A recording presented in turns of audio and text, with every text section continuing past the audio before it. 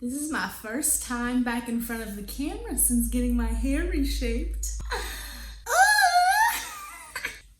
How's it look?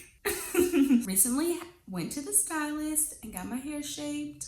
I always be feeling real cute after that. I actually had a photo shoot this time, so she also did something to it.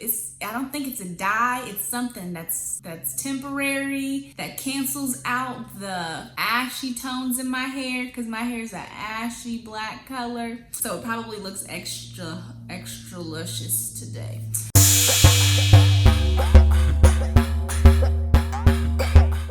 Today, we're going to talk about detangling, darling, detangling. So stay tuned.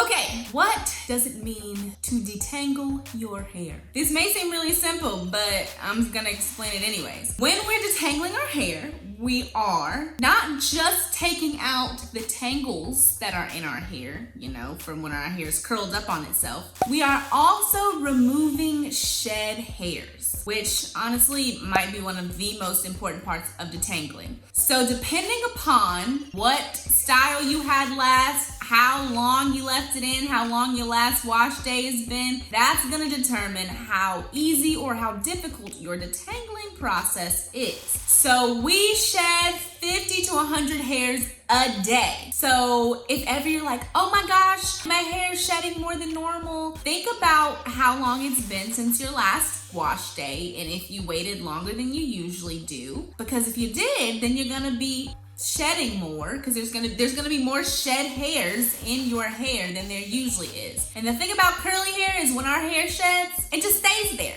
With people with straight hair, it might fall out, go to the floor, whatever. But with us curly girls, when we shed hair, it stays there. So that means we have to manually remove it. And this gets into why detangling is so important. It's important because if your shed hairs stay in your hair, then that means there's two ends of hair that's getting all tangled up in your hair, and that is a nightmare. It's hard enough keeping these ends in check, but then you got the roots that has shed also getting all up in there. We don't want them problems. So we need to remove those shed hairs and also, prep your hair for your next style. So we want to make sure that our hair is thoroughly detangled also so we avoid breakage, because all that tangling means that you have to detangle more because your hair gets more matted. That means there's more manipulation, trying to rip through your hair, and it breaks, because that's what happens.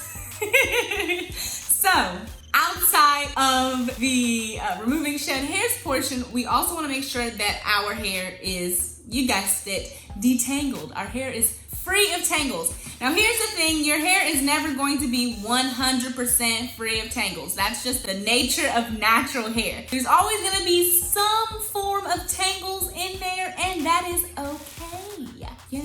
We do what we can and we keep it moving. So really what we want to do is detangle it to the best of our abilities. We want to start at the ends and work our way up to the root, and then we want to secure it until we're ready to work with that section again so that it stays detangled and relatively tangle free as we're moving through the rest of our wash day. Now the trick with detangling is to do it little by little throughout your wash day. So if you've seen my other videos in the series leading up to this point, then you'll notice that I do praying hands and light finger detangling through every single step in the process.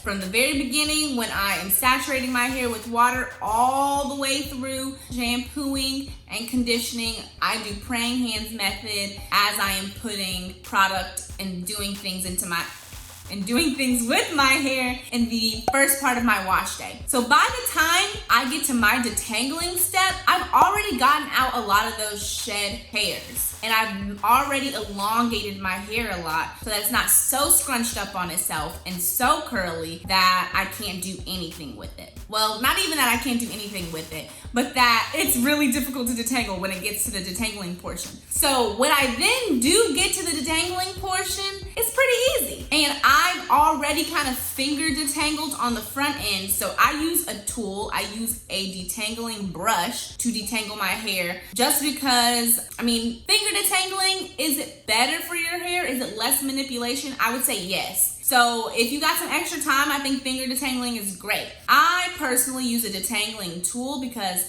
I don't have the patience personally. So I use my detangling brush and I be really gentle. And if I come across any snags in my hair, anything that's like yanking, then I'll put the brush down and I'll work through it, and then I'll get my brush back and get back at it again. The last major thing I will say about detangling before I cut to some more footage for you is a Denman brush is not a detangling brush. It is not a tool meant for detangling. A Denman brush is a tension brush that's meant for like blowing your hair out or something like that, so that you can get it, you know, real long or real straight. And of course, you know, if you want to use it to super define some curls or something, that's great as well. But for women who have like late 3s through 4 type curly hair, all a Denman brush is gonna do is like potentially kind of tangle your hair more. And the reason I say that is because think about what a Denman brush does. When you brush it, it gets really curly, right? And oftentimes we are attempting to stretch our hair so that we're not getting more single strand knots, so it's not curling up on itself, so it's not tangling it on itself. So when you are detangling and essentially working to stretch your hair out in that process of detangling so it's not curling back up on itself, a Denman brush is working against what you are doing in the detangling process. So if you can avoid it, do not use a Denman brush. I will also say do not use a comb. A comb, a wide tooth comb, I mean, it's not the worst thing in the world, but if you're working to get defined hair, a wide tooth comb is going to puff your hair out more. It's gonna make your hair bigger and frizzier, less defined. So if you're going for a defined look, don't use a comb. If you don't really care, then come away, my friend, come away.